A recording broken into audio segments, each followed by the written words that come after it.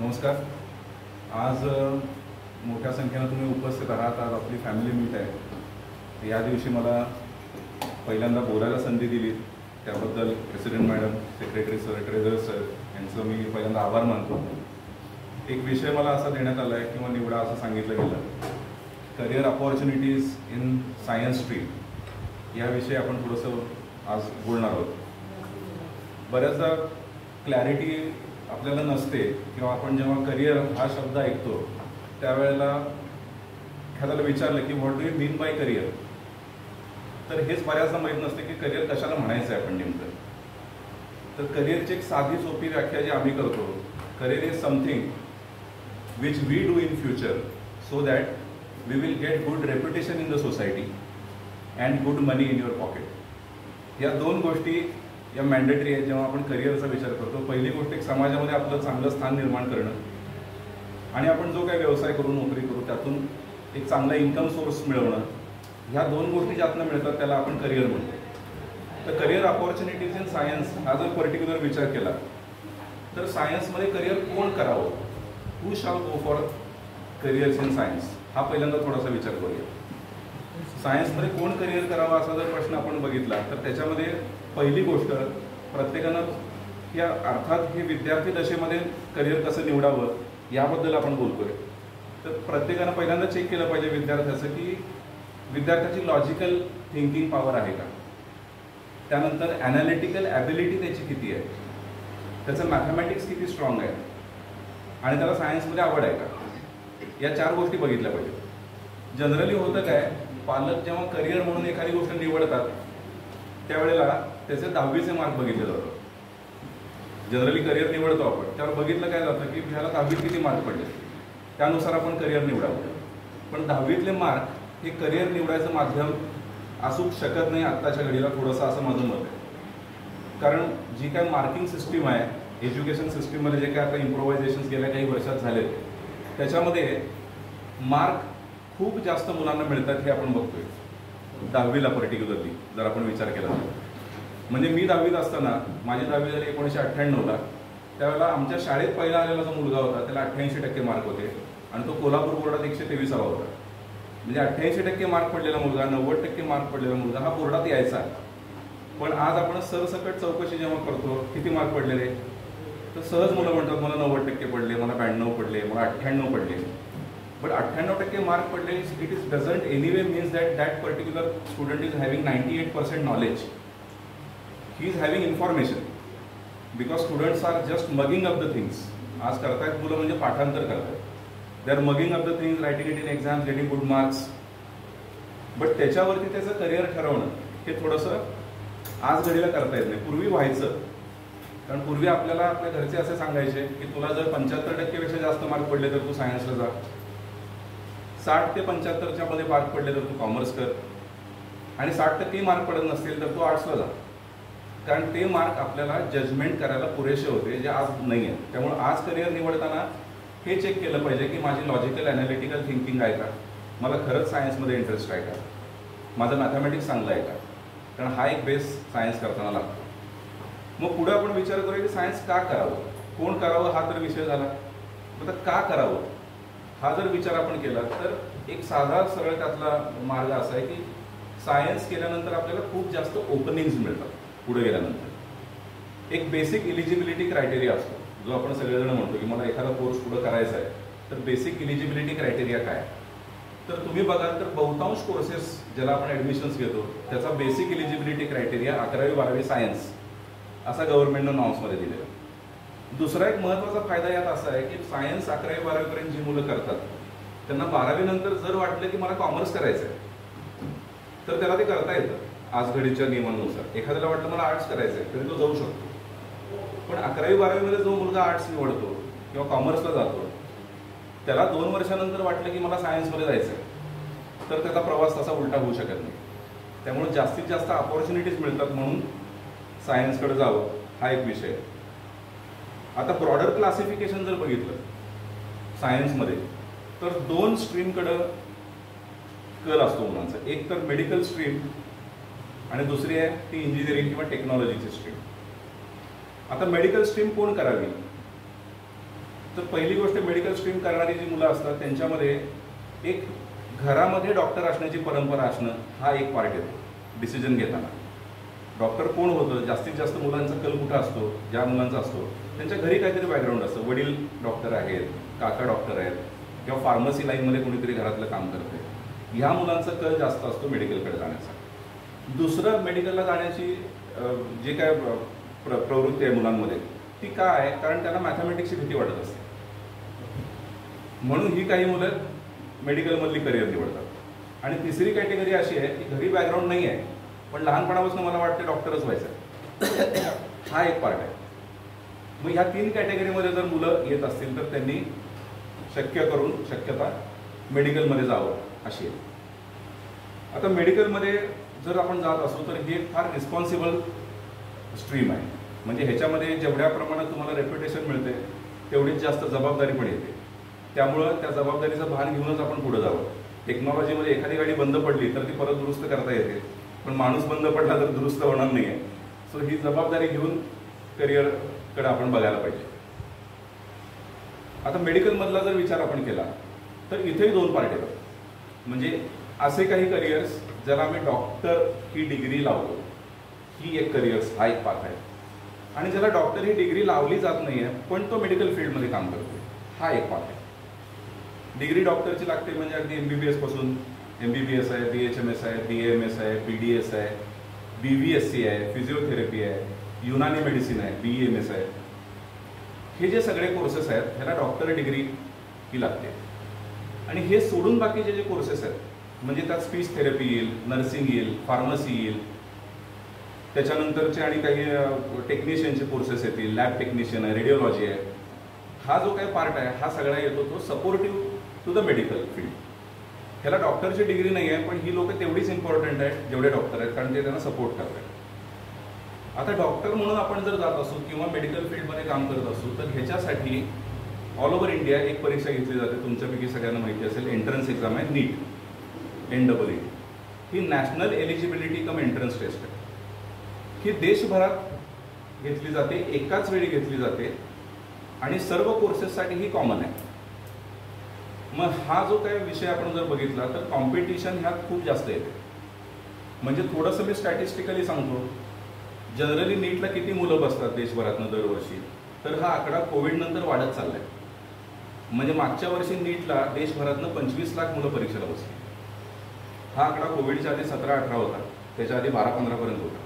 म्हणजे ऑलमोस्ट मुलं गेल्या 10 वर्षात डबल झाले परीक्षा देणार.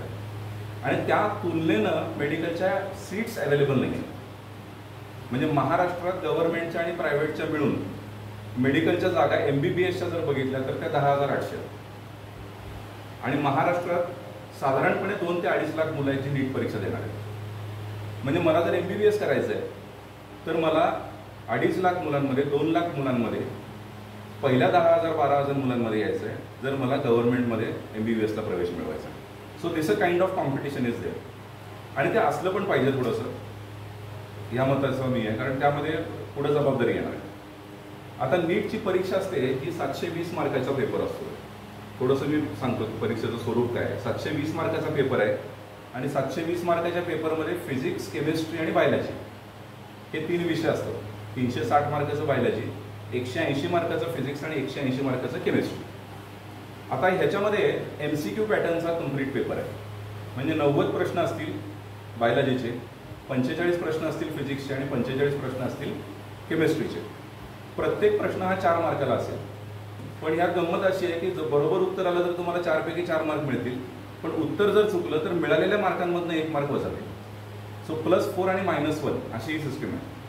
त्यामुळे ह्यात विद्यार्थ्यांना ॲपियर होताना काळजी घ्यायला लागते की मला जर बरोबर उत्तर येत असेल तरच मी ते करणार आहे, माझं उत्तर चुकणार असेल तर मी ॲपियर करणार नाही आहे क्वेश्चन्स. आणि ह्याचा कट ऑफ जनरली जो जातो तो गव्हर्नमेंट मेडिकल कॉलेजचा मागच्या वर्षीचा कट ऑफ 584 पर्यंत गेला होता. रत्नागिरी गव्हर्नमेंट कॉलेज आता नवीन झालं त्याचं. त्यामुळे साधारण 580-600 मार्क ह्या रेंजमध्ये मार्क असतील तर आपल्याला MBBSला प्रवेश मिळू शकतो. मग खालचे जे कोर्सेस आहेत त्याला थोडंसं मेरिट अजून थोडं कमी होतं, जसं BDS, BMS, BHMSला. हे सोडून जे कोर्सेस आहेत पुढचे म्हणजे पॅरलल कोर्सेस जे चालतात, ज्याला डॉक्टर डिग्री नाही आहे ह्याच्या ॲडमिशन्स होतात, त्या पण एंट्रन्सनच होतात. त्याला महाराष्ट्राची CET नावाची परीक्षा द्यायला लागते. पण कंपल्सन असं गव्हर्नमेंटनं केलेलं आहे की ॲडमिशन CETच्या मार्कनं होईल, पण नीट तुम्ही दिलेली असली पाहिजे. त्यामुळे मेडिकल फील्डमध्ये आपण काही जरी करणार असो तर नीट ही कंपल्सरीच विद्यार्थ्यांसाठी केलेली आहे. आता इंजिनिअरिंग स्ट्रीममधलं थोडासा जर आपण विचार केला तर इंजिनिअरिंग स्ट्रीममध्ये 2 पद्धतीच्या कॉलेजेसमध्ये ॲडमिशनसाठी एंट्रन्स घेतलं जातं. तर पहिल्या टाईपची जी कॉलेजेस आहेत त्याला आम्ही म्हणतो नॅशनल लेवलची कॉलेजेस, आणि दुसऱ्या टाईपची कॉलेजेस आहेत त्याला आम्ही म्हणतो स्टेट लेवलची कॉलेजेस. मग आता नॅशनल लेवलची कॉलेजेस म्हणजे कुठली, तर सगळ्यात पहिला पार्ट येतो तो येतो IITचा, Indian institute of technology. All over India IITs आहेत फक्त 23, आणि त्याच्यामध्ये साधारणपणे ज्या काही जागा अवेलेबल आहेत त्याचा स्टॅटिस्टिकल पार्ट जर आपण बघितला तर तो IITमध्ये पर्टिक्युलर म्हणाला तर 18,000च्या आसपास जागा आहे. दुसरा पार्ट येतो ट्रिपल ITs म्हणून, IIIT, ज्याला Indian institute of information technology म्हणतो. ह्या संस्था भारतभरात गव्हर्नमेंटच्या आहेत 25, आणि त्याच्यामध्ये इंटेक आहे साधारण 10,000 मुलांचा. आणि तिसरा पार्ट येतो नॅशनल इन्स्टिट्यूट ऑफ टेक्नॉलॉजी, ज्याला आम्ही NITs म्हणतो, आणि ह्या ऑल ओव्हर इंडियामध्ये 31. आता ही जी टॉपमोस्ट कॉलेजेस आहेत या सगळ्यांचा मिळून जर इंटेक आपण टोटल केला तर तो साधारण 48,000 ते 50,000 होतो, करेक्ट फिगर म्हटली तर.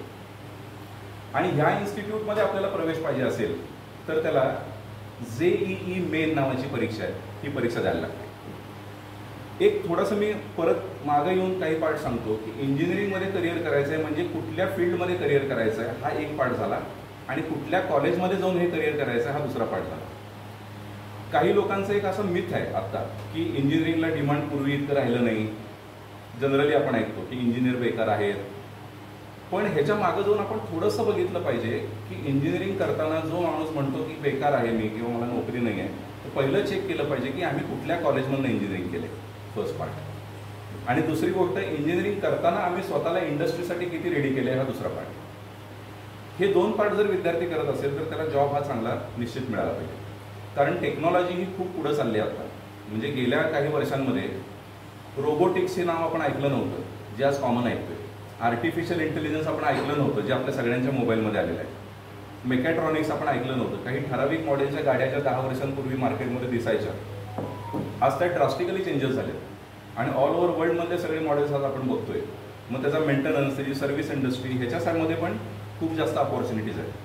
त्यामुळे 2 गोष्टी पहिल्यांदा बघितल्या पाहिजेत की मी कुठल्या कॉलेजमधून इंजिनिअरिंग करणार आहे, आणि दुसरं म्हणजे ते करत असताना मी स्वतःला किती अपग्रेड करणार आहे, या 2 गोष्टी बघितल्या पाहिजेत. मग फील्ड भरपूर आहेत, मग कधी सिव्हिल आहे, इलेक्ट्रिकल आहे, मेकॅनिकल आहे, मेकॅट्रॉनिक्स आहे, इलेक्ट्रॉनिक्स आहे, टेलिकम्युनिकेशन आहे, AI आहे, मशीन लर्निंग आहे. म्हणजे आज घडीला साधारणपणे 35 प्रकारचे इंजिनिअरिंग कोर्सेस हे गव्हर्नमेंट आणि प्रायव्हेट कॉलेजमध्ये घेतले जातात, आणि त्याला अपॉर्च्युनिटीज आहेत जर आपण व्यवस्थित त्या केल्या तर. JEE ही जी एंट्रन्स एक्झाम आहे, ज्यात 50,000 जागांसाठी मुलं परीक्षेला बसतात, IIT, NIT आणि IIIT, ह्याच्यासाठी देशभरातून साधारणपणे 15 लाख मुलं परीक्षा देतात. आणि या 15 लाखांमधनं पहिली जी काय 40,000 ते 50,000 मुलं आहेत त्यांना ह्यामध्ये प्रवेश मिळतो.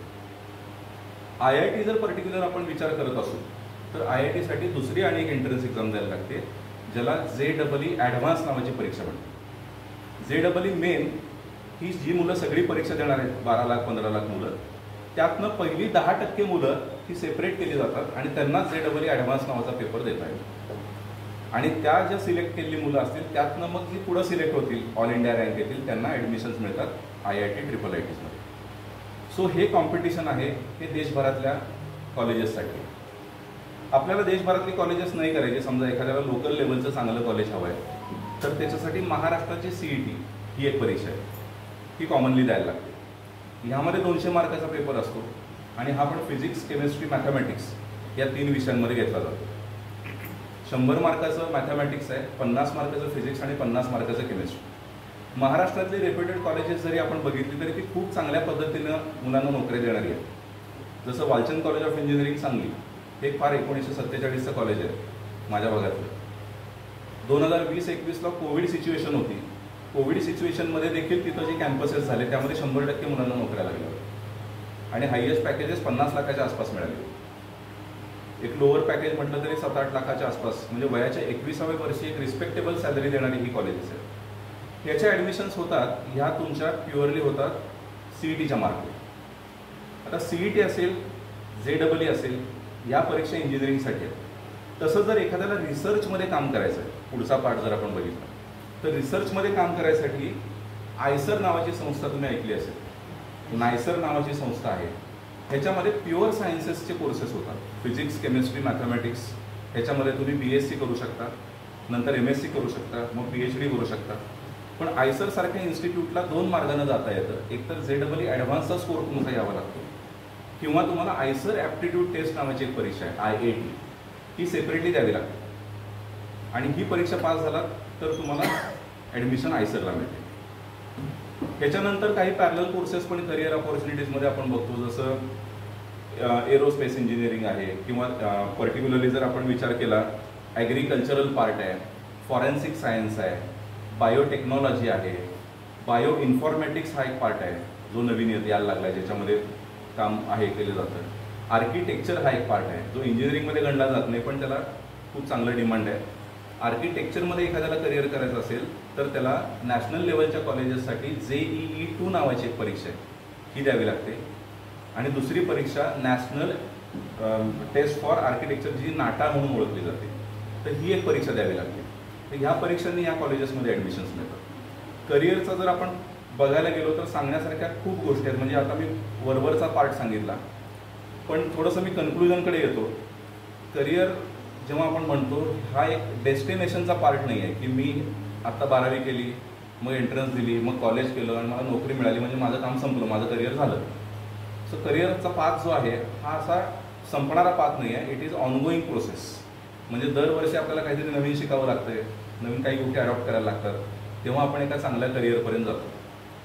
थोडंसं मी एक्सप्लेन याला 1-2 मिनटं असं करतो की ह्या ज्या काही परीक्षा आहेत, ह्या परीक्षांना आपल्याला फेस करायचं जर असेल तर आपल्याला अवेअरनेस थोडा लवकर चालू केला पाहिजे मुलांमध्ये. कारण बऱ्याच मुलांना ह्या परीक्षांची माहिती ही खूप उशिरा मिळते.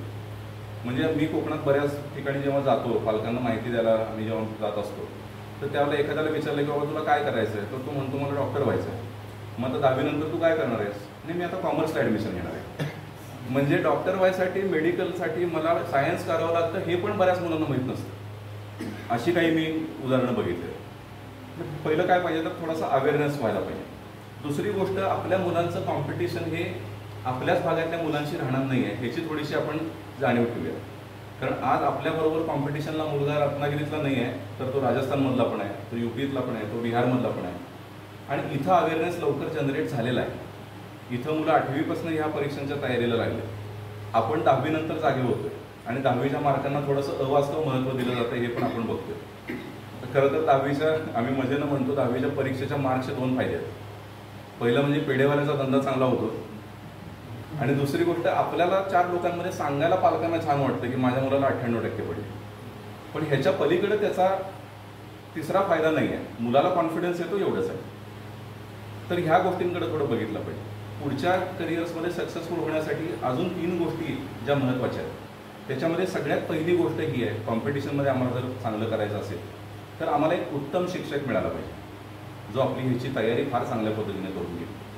दुसरं म्हणजे एक चांगली अकॅडमिक सिस्टीम आपल्याला मिळाली पाहिजे, की त्या सिस्टीमला माहिती असेल की काय गोष्टी शिकवायच्या आहेत, त्या कशा शिकवायच्या, कशा करून घ्यायच्या. आणि तिसरी महत्त्वाची गोष्ट म्हणजे विद्यार्थ्यांना अभ्यास करायला पाहिजे. या 3 गोष्टींच्या पलीकडे चौथी गोष्ट नाही आहे, जर आपल्याला या परीक्षांमध्ये चांगलं यश मिळवायचं असेल. गेल्या काही वर्षांपासून आम्ही इथं जे काम करतोय, ह्याच्यामध्ये आमचा एक जेन्युइन प्रयत्न असा आहे की कोकणामधनं ह्या ज्या गोष्टींसाठी मुलं बाहेर जातात. आपण बघतो की कोकणातनं 10वी नंतर एक छोटासा मुलगा 15 वर्षाचा इथून जातो लातूरला, जो मेडिकलची तयारी करतोय. इथून लातूरला जाताना त्याचं वातावरण बदलणार आहे, त्याचे मित्र बदलणार आहेत, त्याच्या कम्फर्ट झोनमधून तो बाहेर जाणार आहे. इथून तो बाहेर जातो त्यावेळेला एक कमर्शियल अँगल या सगळ्या फील्डला आलेला आहे, त्याच्यामध्ये बरीचशी मुलं ढवळून निघतात. आणि इथून पालक जेव्हा फोन करतात तेव्हा ते विचारत नाहीत की तू कसा आहेस, त्याला विचारलं जातं की तुला मार्क किती पडले, तुझा अभ्यास कसा चालू आहे. मग त्या वयामध्ये असणारे त्याच्या मनातली जे काही द्विधा परिस्थिती आहे, फिजिकल चेंजेस आहेत, इमोशनल लीड्स आहेत, तर ह्याला जो काही स्ट्रगल करणार आहे तो पार्ट आपल्याला अवॉइड करून आपल्याला त्याला घरात हे एज्युकेशन कसं देता येईल, हा थोडासा उद्देश घेऊन आपण या गोष्टीला सुरुवात केली. 2006 पासून आम्ही हे जे काम करतोय बाहेर सांगलीसारख्या ठिकाणी, तर 2018 पासून आपण हे काम सुरू केलं आहे. फाटक हायस्कूलबरोबर आपण गेल्या 2018पासून काम करतो आहे आणि जेन्युइनली ज्या मुलांना ह्या पद्धतीची तयारी करायची आहे अशा केवळ 60 मुलांसाठी एक बॅच आपण जिथं करतो आणि ही आपण सर्व तयारी त्यांची करून देतो. आणि मला सांगायला आनंद वाटतोय की रत्नागिरीतनं मुलांची सिलेक्शन्स आता गेल्या 3 बॅचेसपासून आम्ही कन्सिस्टंटली देतोय. म्हणजे इथून मेडिकलच्या ॲडमिशन्स होत आहेत गव्हर्नमेंटच्या. आज आमच्या आज पोद्दारच्या मॅडम मला वाटतं आल्या नाही, त्यांच्याच शाळेचा विद्यार्थी अभिषेक पाटील म्हणून आहे, त्याचं आजच सिलेक्शन झालं IIITमध्ये. वडोदरा IIITला सिलेक्शन झालं, इन्फॉर्मेशन टेक्नॉलॉजीला, one of the finest college. आमचा लांजाचा आबान मुजावर नावाचा एक मुलगा आहे, तो यावर्षी IITला गेला. IIT गुजरातला त्याचं IIT गोवाला त्याचं सिलेक्शन झालं मॅथमॅटिक्स अँड कॉम्पिटिशन या ब्रांचमध्ये. कुणाल राऊत म्हणून मागच्या वर्षी एक मुलगा होता, त्याचं IITला सिलेक्शन झालं. केयूर कुलकर्णी नावाचा एक मुलगा होता, त्याचं सिलेक्शन आयसरमध्ये झालं आणि आयसर ॲप्टिट्यूड टेस्टमध्ये देशात त्याचा नंबर 700 म्हणजे ऑल इंडिया रँक होता 777. सो हे आपण आता अचीव करू शकतो याचा कॉन्फिडन्स पण आम्हाला आलेला आहे आणि एक चांगली अपॉर्च्युनिटी इथल्या पालकांना आणि विद्यार्थ्यांना पण अवेलेबल झाली आहे की त्या गोष्टी याव्यात आणि बघाव्यात. तर आज तुम्ही मला संधी दिली या करिअर अपॉर्च्युनिटीत काय तुमच्यासमोर मांडण्याचा, त्याबद्दल मी रोटरीचा मनापासून आभारी आहे. Thank you so much. थँक्यू.